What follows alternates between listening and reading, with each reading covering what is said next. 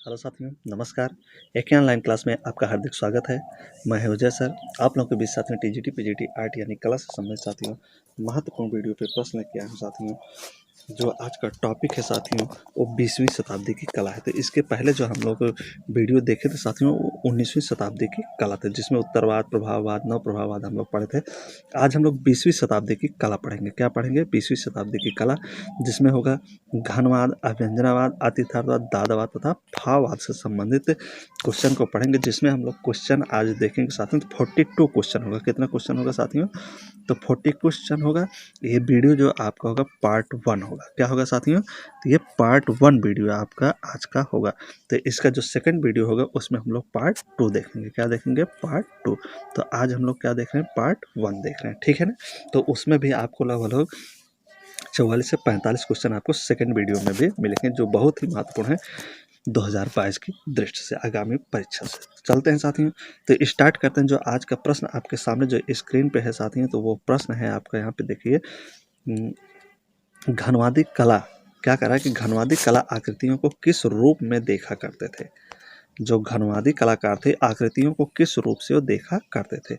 वर्ग के रूप में, त्रिकोणात्मक और वर्ग के रूप में, गोले और त्रिभुज के रूप में, घन और शंकु के रूप में ना। तो किस रूप में देखते थे साथियों? तो इनका जो देखने का तरीका था वो घन और शंकु के रूप में ये देखते थे। तो पहला आपका राइट आंसर घ हो जाएगा। अगला है घनवाद में कितने आयाम होते हैं? जो घनवाद है इसमें कितने आयाम होते हैं? 1, 2, 3, अनेक ना। तो आयाम की बात करा, इस चीज़ को आप ध्यान देंगे। आयाम की बात करा है कि एक घनवाद में कितने आयाम होते हैं। तो कितने आयाम होते हैं साथियों? तो 1, 2, 3, अनेक। तो एक बार जरा आप लोग कमेंट करिए, देखिए तो कितने लोगों का सही जाता है आंसर आपका यहाँ पे है। तो घनवाद में कितने आयाम होते हैं साथियों? तो घनवाद में अगर देखा जाए तो अनेक आयाम होंगे। यहाँ पे राइट आंसर आपका घ हो जाएगा। क्या हो जाएगा? अनेक आयाम होंगे। और चित्र देखने की बात होगी ना, घन कितने प्रकार के होते हैं ना, तो यहाँ पे होते हैं जो 6 दिखाई देते हैं हमको 3, लेकिन आयाम की जब बात करेगा तो यहाँ पे अनेक होगा। क्या होगा? अनेक ना। जब घन होता है तो उसमें आप जोड़ते इस तरह से चले जाएंगे, ऐसे ऐसे जोड़ते चले जाएंगे तो कई आयाम उसमें बनते चले जाएंगे चारों तरफ से, तो इसलिए अनेक आयाम होंगे। लेकिन अगर पूछा जाए तो कितने मेन मतलब दिखाई देते हैं, तो वो 6 होते हैं। घन के जो खाने होते हैं 6 दिखाई देते हैं ना, होते हैं। और दिखाई हमको एक तरफ से सीधा सीधा 3 ही दिखाई देते हैं ना। तो आगे देखते हैं ना, जो ईंट उट होता है तो देखिए वो घन ही होता है एक प्रकार से ना। तो अमूर्त कला का प्रथम घोषणा पत्र किस वर्ष प्रस्तुत किया गया ना? जो अमूर्त कला का घोषणा पत्र है किस वर्ष से प्रस्तुत किया गया?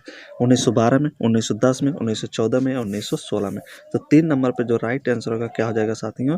तो 1910 में घोषणा पत्र, अमूर्त घोषणा पत्र जो चालू किया गया था 1910 में। अगला है परपेच की दृष्टि से हमें घन में कितने पक्ष दिखाई देते हैं? ये हमारा जो क्लास है साथियों, क्योंकि इसके पहले से विधिवत पूरा क्लास चल चुका है, तो ये रिवीजन के तौर पे ये क्लास चल रही है साथियों। तो इस चीज़ को आप ध्यान देंगे तो इसमें थोड़ा फास्ट इसमें चला जाता है। परपेच की दृष्टि से है ना, जो क्लास पढ़ना है तो क्लास आप वीडियो पर जाके प्ले स्टोर पर देख सकते हैं। तो परपेच की दृष्टि से हमें घन में कितने पक्ष दिखाई देते हैं? तो आ गया देखिए यहाँ पे परपेच की दृष्टि अगर आप घन में देखेंगे तो आपको घन में 3 तल दिखाई देंगे। सीधा आप जब खड़े होंगे ना तो आपको कितना तल दिखाई देगा? मात्र 3 तल। ऐसे ही घन बनता है ना, तो ऐसे इस तरह से बनता है। ये देखिए जगह यहाँ शॉर्टेज हो रहा है, तो 3 ही तल उसमें दिखाई देंगे। और होते कितने हैं? 6। अब बनेंगे कितने? तो अनेक। इस चीज़ को आप ध्यान देना है। आयाम आगे कौन से 2 कलाकारों ने ज्यामिति, चलन, चमकदार रंगों एवं तकनीकी का समावेश अपने चित्रों में किया था? कौन से 2 कलाकार थे जो ज्यामितीय, चलन, चमकदार रंगों, तकनीकों तथा समावेश अपने चित्रों में किए थे? तो पाल सेजोंग, विसेंट वान गॉग थे, पिकासो एवं ब्राग थे, मोने एवं एडगर देगा थे, वान आइक एवं बंद थे। तो कौन 2 ऐसे कलाकार थे साथियों न, जिन्होंने अपने चित्रों में ज्यामिति, चलन, चमकदार रंगों का तकनीकी भाव से प्रयोग किया था? तो कौन हो जाएंगे आपके? तो पिकासो और ब्राक हो जाएंगे ऐसे करने वाले। अगला है पिकासो किसके समय में पैदा हुआ? जो पिकासो है, पाब्लो पिकासो किसके समय में पैदा हुए? फासिज्म के, रेनेसां के, घन चित्रण शैली के या आभास चित्रण शैली के?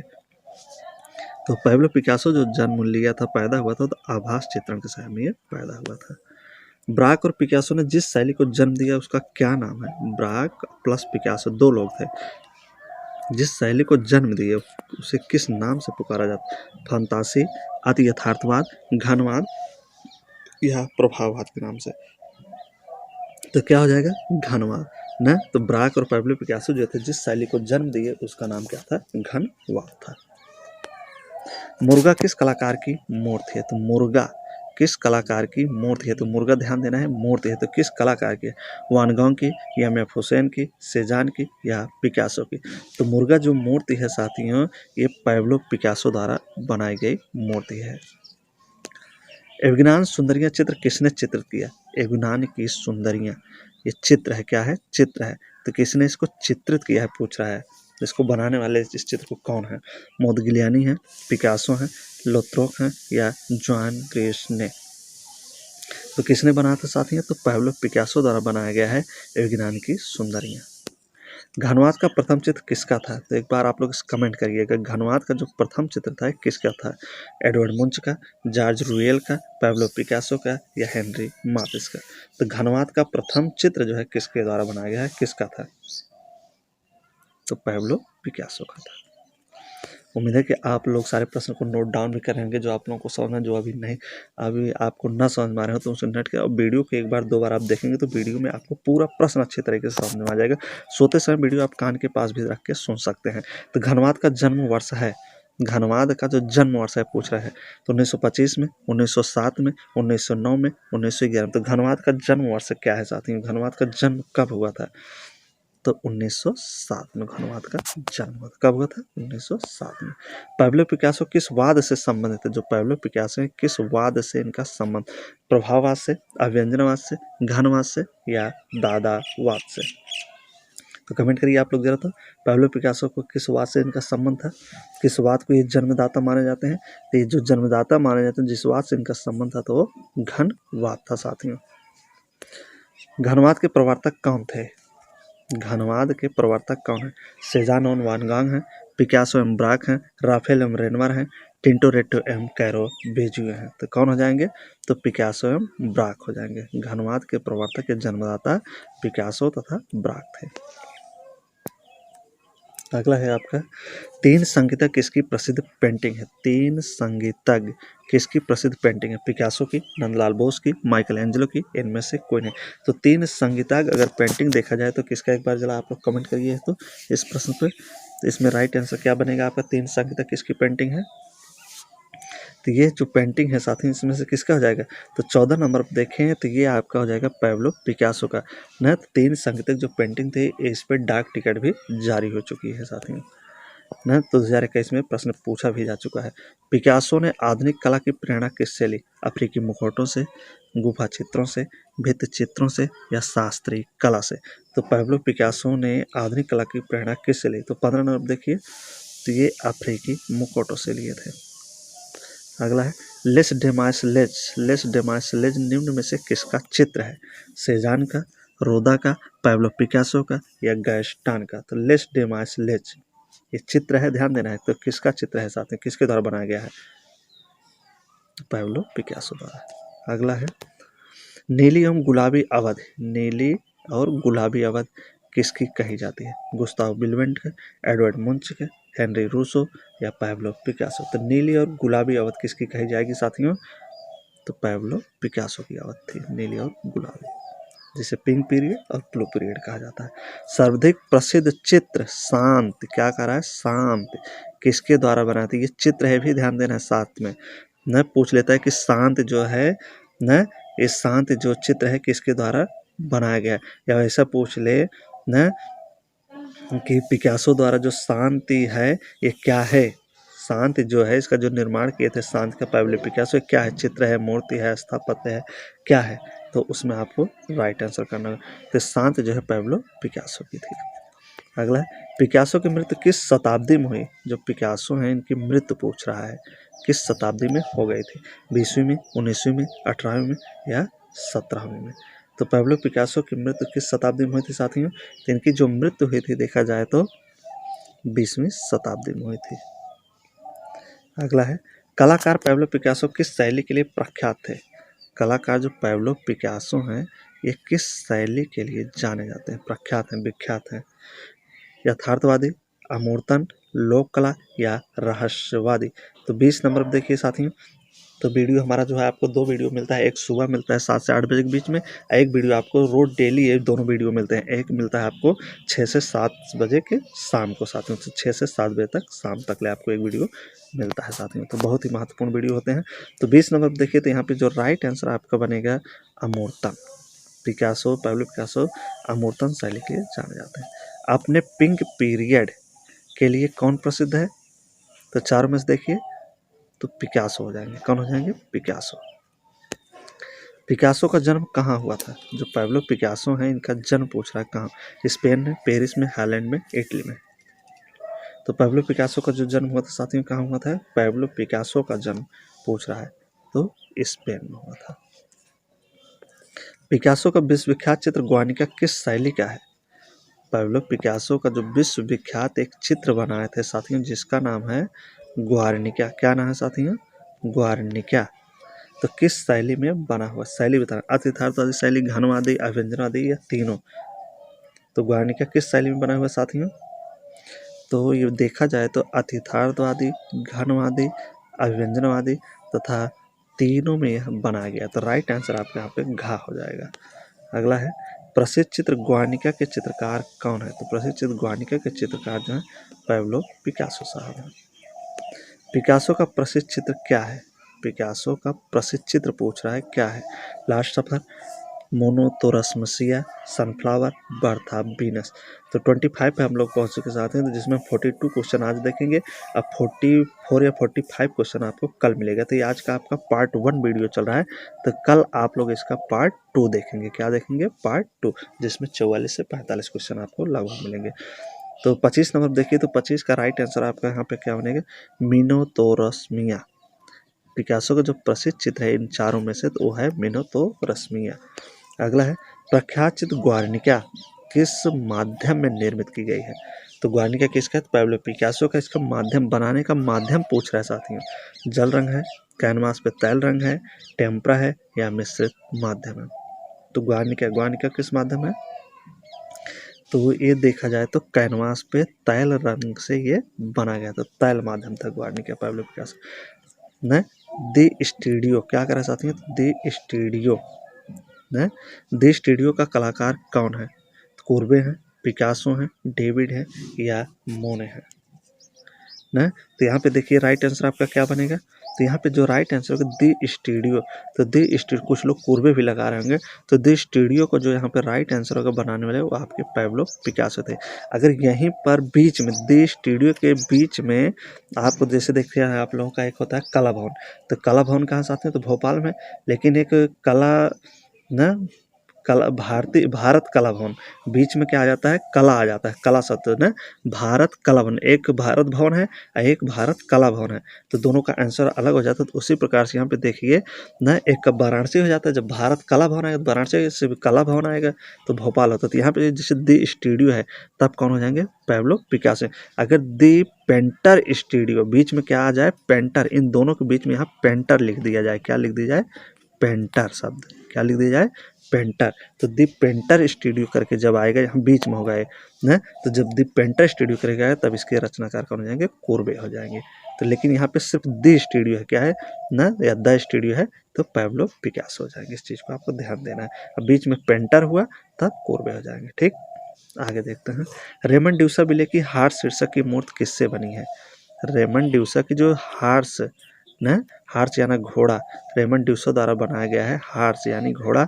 किस, ये जो मूर्ति है साथियों, तो पूछ रहा है कि किस चीज़ से बनी है, इसका बनाने का माध्यम क्या है, किस चीज़ में बनाया गया? स्टील में, कांसा में, ग्रेनाइट में या मार्बल में? तो किस में बनाया गया था? ये कांसा में बनाया गया है। अगला है, घनवास से प्रेरणा लेने उपरांत निजी विशेषता वाले कलाकार का नाम बताइए।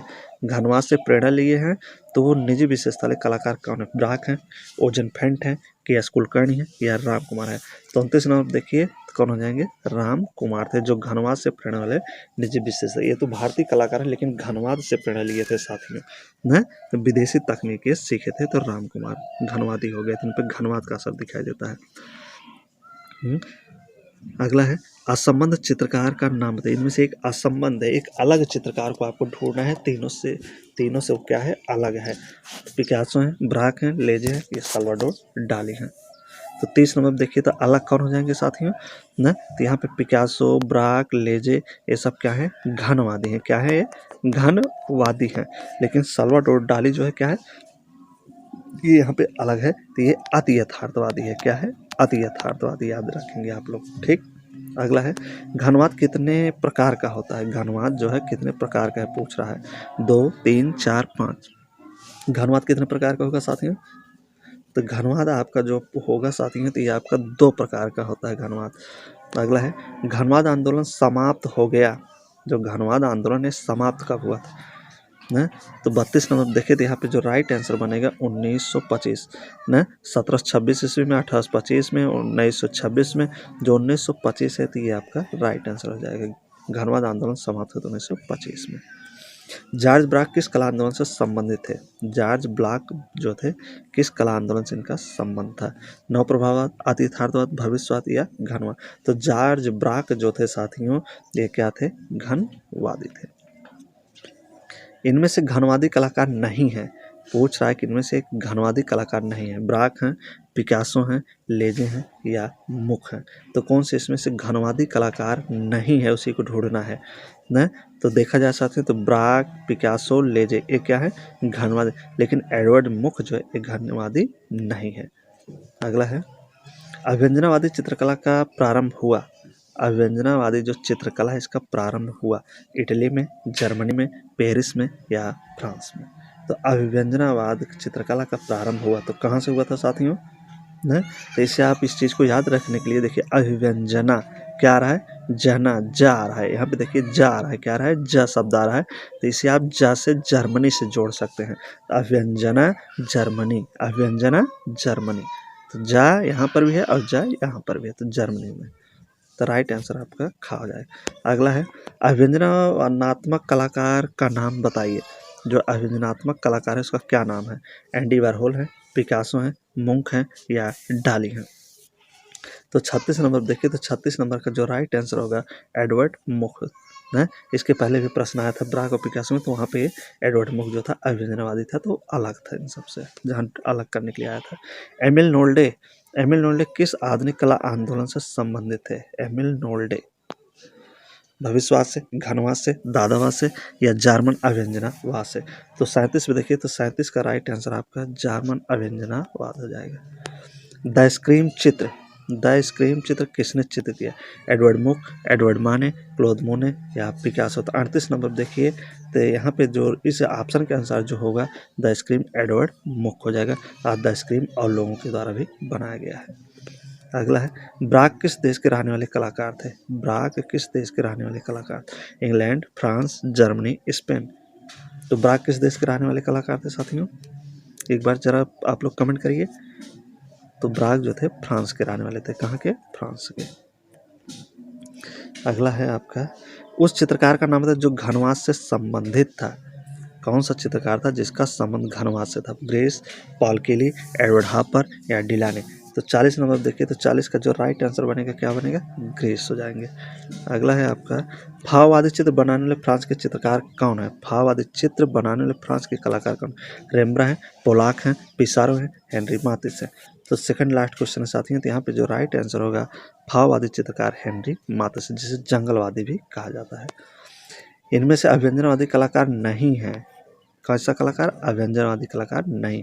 पिएट मैड्रियन है, पालकेली हैं, कोकोस्कुआ हैं या कंडस्की हैं। तो 42 नंबर देखिए तो राइट आंसर आपके यहाँ पे क्या बनेगा साथियों, तो पिएट मैड्रियन है जो अभिव्यंजनावादी कलाकार नहीं है। तो ये रहे साथियों आज के मोस्ट 42 क्वेश्चन इंपॉर्टेंट। उम्मीद है कि आप लोगों को वीडियो प्रश्न अच्छा लगा तो वीडियो को आप प्यारा सा लाइक करेंगे साथियों, और दोस्तों के पास शेयर करेंगे साथियों। जो नए व्यूवर्स हैं चैनल को नहीं सब्सक्राइब तो जरूर चैनल को सब्सक्राइब कर ले। दीजिए इजाज़त, जब तक नेक्स्ट वीडियो लेके आएंगे न, तब तक के लिए बहुत बहुत धन्यवाद। आप लोगों का बहुत बहुत आभार। इस चैनल आपका है, चैनल को आप लोग आगे बढ़ाइए साथियों। आपका सहयोग, आपका सपोर्ट हमारे लिए सर्वकार्य है। अहोभाग्य हमारे जो आप हमारे साथ जुड़े। बहुत बहुत धन्यवाद।